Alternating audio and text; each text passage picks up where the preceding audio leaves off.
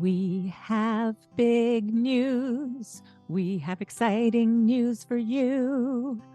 Tell them what it is, Serena.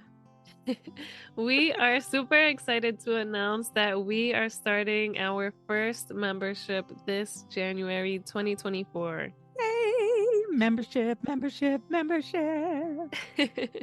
So we're excited to let you know that we will be hosting a monthly membership where when you join, you will be With us live in a Zoom room once a month for a workshop like we just hosted. It's going to be a workshop like that, one topic each month, a different topic. You might even help us come up with the following month's topic from inside our membership. Super excited to meet you. It was so fun meeting a few of you in our inaugural workshop. So we're really looking forward to that. And when you are a member, you will also be receiving a monthly newsletter where I'm going to be a little more intimate and I'll be sharing the things that are working and the things that aren't working for me. Yeah, like taking a tool that you've learned from the podcast and how you're implementing it and how well that worked, or maybe if it didn't work. And then Amma can put in my 2 bits worth. We'll see how that goes. But a membership newsletter and a membership live Zoom room workshop starting in January 2024. You can sign up through our Patreon link in the show notes. Yeah. Yes, everything will be in the show notes, and we can't wait to see you there, listeners. We can't wait. Yay. Hey, mamas, welcome back to the Nurturing Parent Podcast. Before we get into this week's episode, we just want to thank one of our listeners, Megan Tay, who left our most recent review. We haven't done this, but it's something we want to start doing because we really are so grateful for the time it takes for you to just go into Apple Podcast and type up a review. It doesn't take long, but it does take your time and attention. So we really appreciate it. We read every single one. It really helps us feel like we are doing something because sometimes it's crickets on our end and it's really nice to hear back from you guys. So Megan Tay says, the best podcast I have ever listened to and a must for toddler mamas. So thankful to have found such an amazing resource. Looking forward to learning and growing more with you guys. That's so sweet. Thank you so much, Megan Tay. That means the world to us, and it really makes not our day, not our week, but it really keeps us motivated in doing this long term. Anytime we hear from you, it's gold. So thank you so much. All right, now to get into this week's episode, for our 4th listener Q&A, this month we had a mama write to us, Ed Marie, about her 2.5-year-old who is going through the tantrum phase. She is also an older sister, so Ed Marie is worried about the sibling dynamic and how their relationship is going to be, as well as why her daughter is having these tantrums, as she says, what seems over anything. And so let's get into it. Hey, Mama, welcome to the Nurturing Parent Podcast. Do you want to end the constant battles for bath time? Do you find yourself emotionally exhausted at the end of the day? Do you wake up with big hopes for a smooth day of fun with your little ones, only to face an early morning meltdown because you peeled their banana the wrong way? Silly you. Silly you. Hey, I'm Serena. I'm a mama of 2 little ones, and as a new mama, I constantly questioned myself. I wanted to make sure I was raising respectful kids while also building a strong bond with them. But I discovered that I had to unlearn my ideas that punishment was the way. With Lisa's encouragement, I've been practicing a respectful and gentle parenting approach, which is strengthening our bond as a family. And hi, I'm Lisa. Amma means grandmother in Icelandic. I am a mama and an amma. And I have over 40 years of experience in childcare and parent coaching. And I am so excited to share the knowledge I've gained over these years with you. Together in this podcast, each week we will explore some easy to implement skills you can add to your parenting tool belt to help you create a happy, thriving family. We have our next listener Q&A for you today. And this one is going out to Ed Marie. She wrote to us with a whole bunch of questions all together, and the main parts of it are about her 2.5-year-old having tantrums.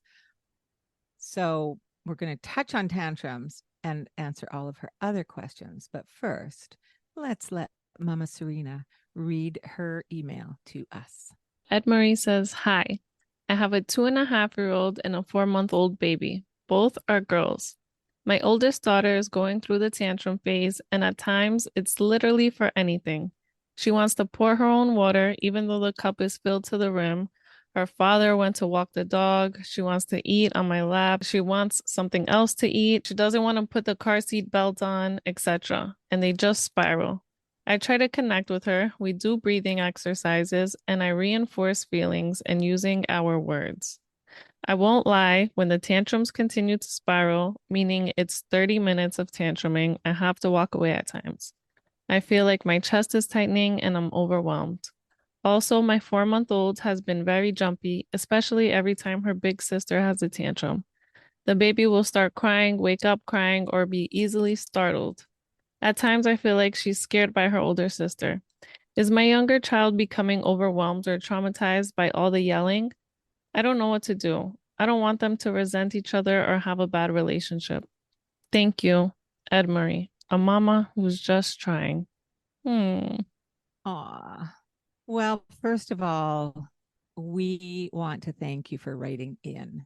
We truly love and appreciate when our listeners make contact with us. Like honestly, you guys, it's really heartwarming for us to know that you're listening and that you're reaching out for some more deeper help that you might need. And honestly, every mama needs extra help from Oh, time yeah. to time. You are not alone. And Ed Marie, I would like to acknowledge that I do see a mama who is trying as you signed your email, and well done. Trying can include reaching out for help when you feel like you need it. So, yay.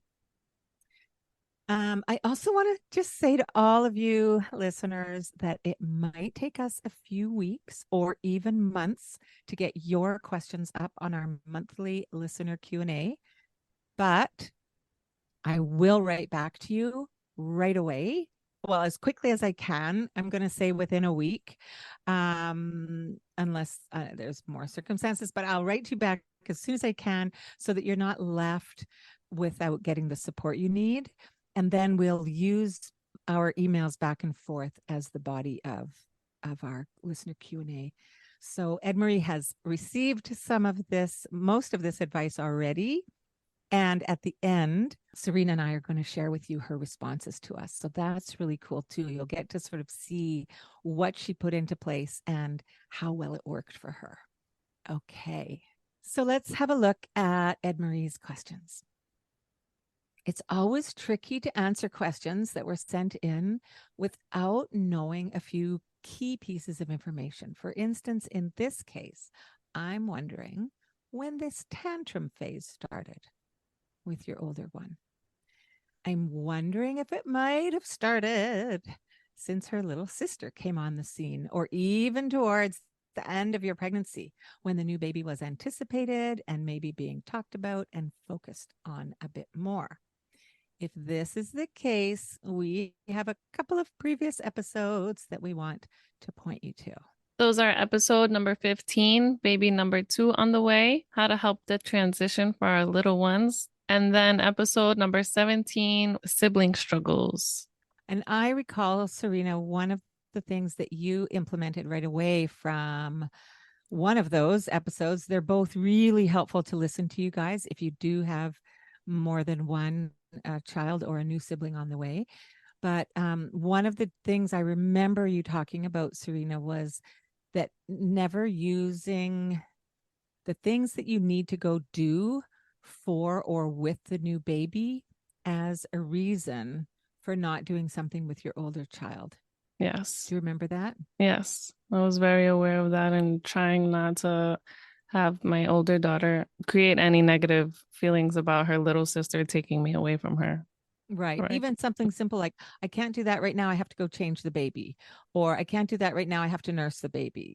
All even the simplest little things.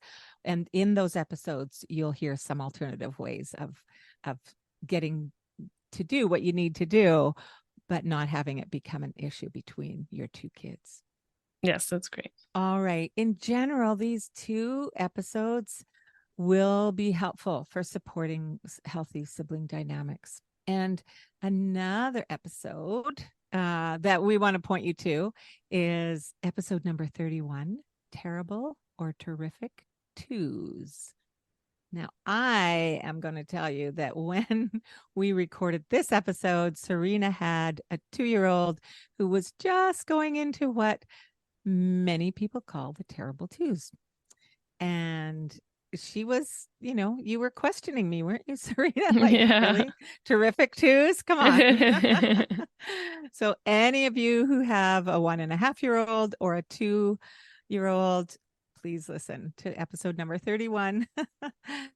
And then, of course, we had another listener had written in about struggling to get their little one in the car seat. So you can listen to episode number 63 for that one.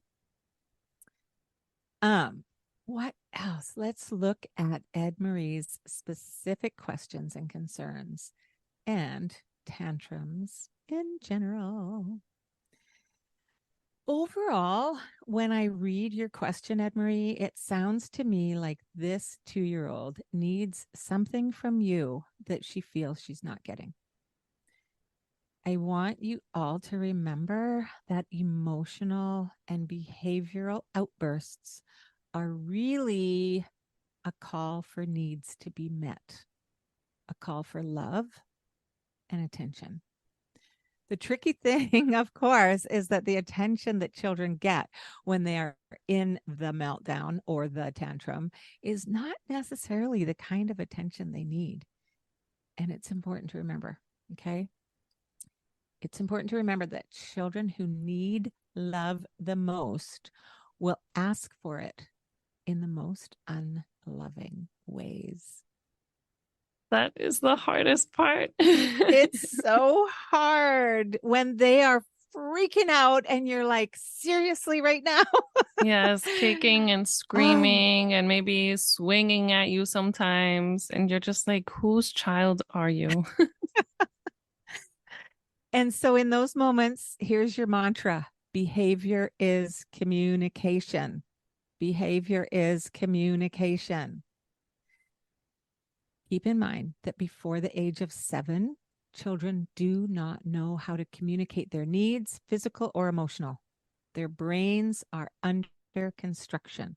In fact, the brain is under construction until about age 25. But in those first 7 years, that prefrontal cortex isn't easily engaged, and it's just not prepared to deal with meltdown, emotional, big stuff going on. And for them, peeling your banana the wrong way might be big stuff. Okay. Yeah. As parents, it is our job to learn to hear the message behind the behavior. So that's your mantra: behavior is communication. And to respond to the message behind the behavior. Sometimes we need to curb the behavior. I can't let you throw blocks right now. Blocks are throwing through the air is dangerous. Something or somebody could get hurt or something could get broken. So you might need to curb the behavior, but responding to the unspoken need is always the aim. And right here, I'm just going to pop in that I was going off on a tangent when I was writing these notes all about tantrums and what happens in the brain during the child's brain development. And I said to Serena, we need to do a whole episode on tantrums. So we are going to, and that's going to be, it's exciting, episode number 99. So in October, there's an episode coming all about tantrums and exactly what the heck is going on. So stay tuned. Yeah. And once we know the why behind some of the behavior, it's easier for us, I think, to kind of regulate ourselves. I agree. Right? And just know how important it is for us to stay regulated. Our children depend on it. They need us so badly. Okay. Now I'm going to look at Ed Marie's specific examples. This whole pouring water, even when the cup is full, okay. Make sure that you're assuring your child that she can pour more water in her cup as soon as she has drunk what's there. Yep, absolutely. You can pour more water. You drink it all the way down to the bottom, and mama will pass you the jug. Yes, you can pour more water as soon as your water is gone. So that's how we say a yes instead of no, you can't pour more water. Your glass is already full. Shift it to a yes. Yes, you can pour more water. Drink that all up. And then you can pour some more because pouring is fun, you guys. And maybe she needs some opportunities to pour water. Maybe that's a really lovely, calming experience for her. I understand that in this situation, she was having a tantrum about it.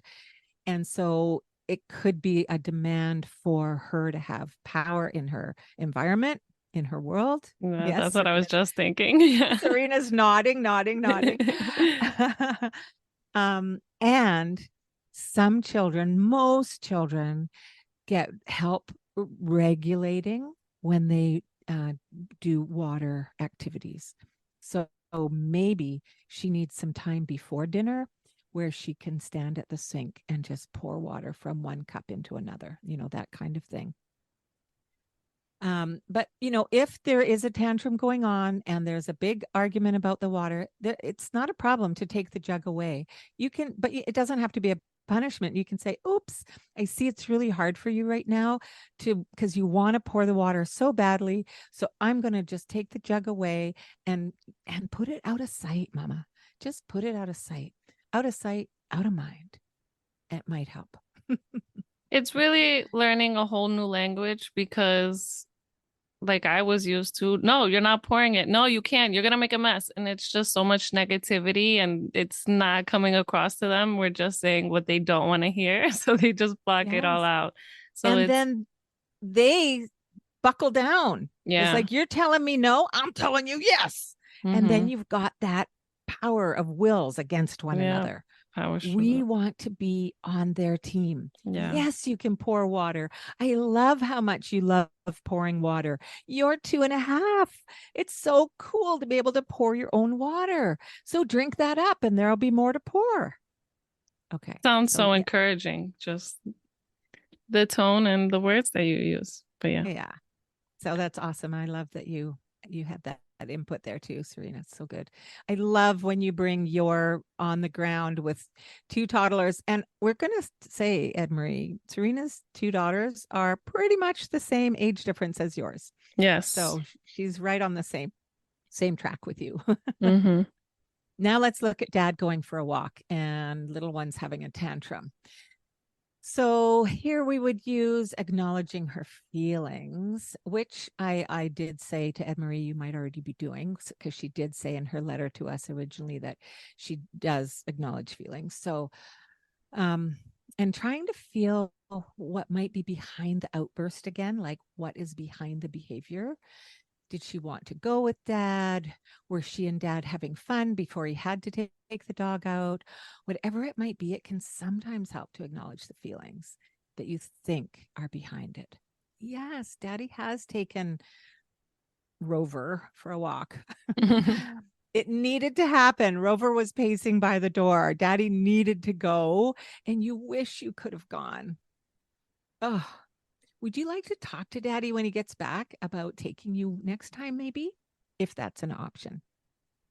So acknowledging, oh, it can be so frustrating when you wanted to go, but you weren't done your supper and the dog needed to go out. That can be really upsetting and frustrating. I totally get that. Now, for some children, acknowledging feelings when they're in a tantrum is going to make the tantrum get bigger. For some children, they're going to be able to go, yeah, I want to talk to daddy, and they're going to feel acknowledged and understood. But for those who, when their feelings get acknowledged, it explodes the tantrum into the next stratosphere, then one of the things you can say is, oh man, I'm sorry that you're having such a hard time with this. It can be, it can be hard. I get it. Okay, moving on. There's a whole bunch, so we're just going to touch on them briefly. The whole thing about her wanting to eat in your lap, on your lap, and for her to be able to sit on your lap while she's eating. I fully encourage you to let her sit on your lap. I know she's big enough. I know she's independent enough. I know she's been doing this on her own, I'm sure, at the age of 2.5. But again, from those sibling episodes that we referenced, you will hear that all children will regress in their behaviors when a new baby arrives. It doesn't even matter how secure that child is, how emotionally advanced that child is, they will have regression when a new baby comes. That's a given. How the regression happens or in what situations is something that you will discover. That was Go one of ahead. the ways that my oldest started regressing, was that she wanted to be fed again after she had been eating on her own for a while.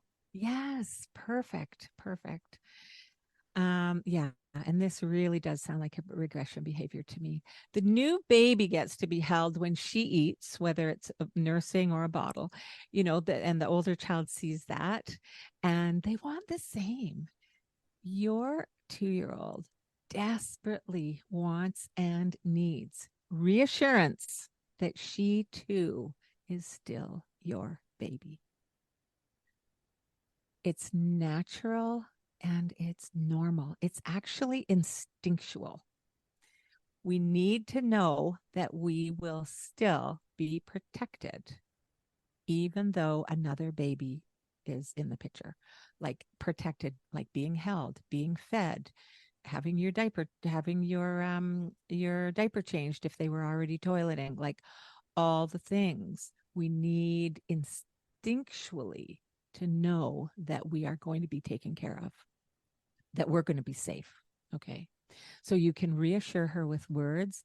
Say how much you love your baby as you hold her in your lap and snuggle her as she gets to eat her meal. Oh, I love my big baby. She's my 2.5-year-old baby. And she's just, oh, I just love snuggling with you. And yeah, I didn't mean to say big baby in that way, but I love this baby that I'm holding on my lap. That might be better.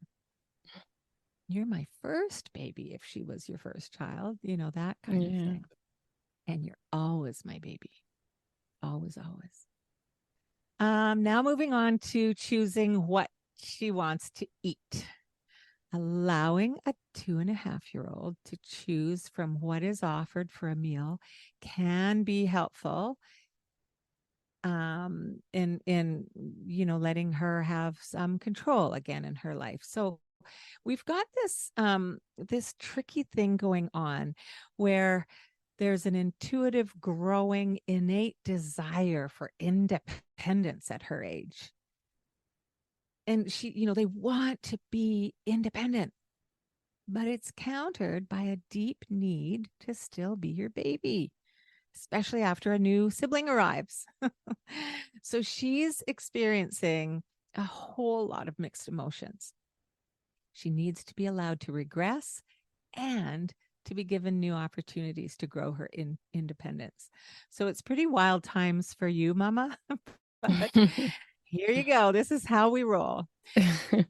So giving children some choice where there is choice about their food, letting them decide how much of the peas they want on their plate, how much of the broccoli they want, how much of the potatoes, how much of whatever it is that you're offering for the meal. They could choose how much. They might even be able to scoop it out themselves and put it on their plate, that kind of thing. And making some choices about what they want or don't want on their plate. And Even if they don't choose to have, you could say, well, you need to have one of the vegetables if there's 2 or 3 different vegetables on option, right? So make choices that are within the realm of what would be okay with you. And I just encourage you to be careful, while you're allowing their independence to grow, to not start making different meals for your child. No. I've seen families do this, and, you know, even more than one of the children is getting a whole different meal cooked for them. And I'm like, ooh, that sounds like a lot of make work for mama or Mm-hmm. whoever is making the meals in your family. Um, yeah. Okay. I want to offer in a word of caution that we want to make sure that our little ones are not in the controlling dynamic of the family. In a few of these examples, I did wonder if your 2.5-year-old may be needing to feel that you and dad are the ones in charge. It can be overwhelming, actually, for a toddler or a young child to be given too much say. Choices are a great tool. We talk about them a lot here on the Nurturing Parent, but for some kids, or if you use them too often with some children, they can be overwhelming. Acknowledging feelings can also backfire, like I talked about earlier. In some situations, when a child is gaining some attention that she is needing, there's other ways of giving them the attention, filling their cup when they're not in the negative behaviors, when they're not in the tantrums, when they're not in the demanding behaviors, right? Trying to remember to fill their cup, just pulling them up on your lap and giving them a big snuggle just randomly in the middle of the day. Just, oh, I just needed a hug from my girl, that kind of thing. What I do with my daughter, and it just makes her light up, is if she's doing something or just randomly, if she's just like staring into space, I'll go, stop, stop it right now. And she looks at me, but she knows, and she smirks, and I'm like, stop being so beautiful. And then I go attack her. And Nice. yeah, that really fills her cup, and it fills my cup too. I love those moments. Lovely. Sweet. So, um, I also want to just say that it is totally okay to walk away from a tantrum sometimes, especially from a lengthy one. If you're looking at 30-minute tantrums, ooh-wee, it's okay to walk away. And especially if there's so many of them. Like, it is going to burn you out, mama. I get that. I get that. Okay. Now, it's how you walk away and what you say that leads to the desired result of maintaining the connection. I recommend giving her some time limits of what you're able to do. If you have reassured her feelings, offered some comforting, and if she's open to comforting, because not all children will be when they're in a tantrum, but you need to get to know your child and what works for them. So remember that often in the heat of the moment, a child is so dysregulated, they may not even consciously want to be comforted. And they will definitely not be able to reason with you. So here's what you can do. Simply say, it's actually hard for me to help you when you're so upset. It's also very loud, and I'm feeling myself get upset inside. I love you, and I'm here for you 100%. And I need to go in a couple of minutes to the other room. And you can be specific about where you're going to be. You want them to feel safe. You might just go across the room. You might go just outside the doorway. I actually did this once with a little one that I was babysitting long term while her dad was away working. She was just having a massive meltdown. And I said, honey, there's nothing else that I know what to do. I'm going to go right outside. I'll be sitting on the grass. Come and get me as soon as you're ready for a hug. And it took her just a few minutes. And she came and I wrapped her up in my arms and we just sat and she cried. And the connection was not broken, right? So, yeah. And remember that it's not going to be about the baby for a reason that you have to go. So, yeah, if your chest is tightening and you're feeling overwhelmed, you're probably letting it go too far. If she freaks out even more when you leave, remember the two of you have created this particular dance in your relationship, and you are going to be changing the steps. Even though the dance may not have felt good or been fulfilling, it was becoming comfortable, and familiarity is comfortable. Change is uncomfortable. So, this is when you will need to practice your own self regulation, your deep breathing, your hand on heart or your hand on your belly, hum a simple melody, those kinds of things, and practice just breathing and calming yourself. And my last point I'm going to give is to use I statements that don't shame or blame. I need to go now. I love you. I'm going to be right outside the door. Come and get me when you're ready to snuggle in. Okay, that was a lot, you guys. There was a lot there. And I know for a fact that Ed Marie is not the only one of you that is going to get some support for, if not all of these, many of these points that she brought up in her initial email. Let's listen to what she wrote back after I had written to her my initial email of response. All right, Ed, Serena, take it away. Ed Marie's response is, thank you for your email and your kind words. I have been implementing some of the things you suggested, like not using the baby as a reason as to why I can't do something, reminding her that she too is my baby and filling her cup when she is not having a tantrum, and accepting the regression and independence a little bit more. My 2-year-old does like me to comfort her during a tantrum, and even though at times I feel depleted, I'll hug her. This has been helping and at least making tantrums a bit more bearable. We went almost 1 week without tantrums. Wow. Woohoo! I appreciate that you highlighted that it matters how I walk away because it usually makes it worse and she escalates. I think it was because I was saying, I'm leaving. Mama needs a break. I'm done. And either calling her dad to come or just go to another room. I feel terrible, but I would usually leave because I did not want it to continue to escalate. I am working on remaining calm and staying connected with her. And even if she has a tantrum, they are not so long like before. So good. So we got that response. I don't know if it was a couple months ago that you originally wrote in, Ed Marie.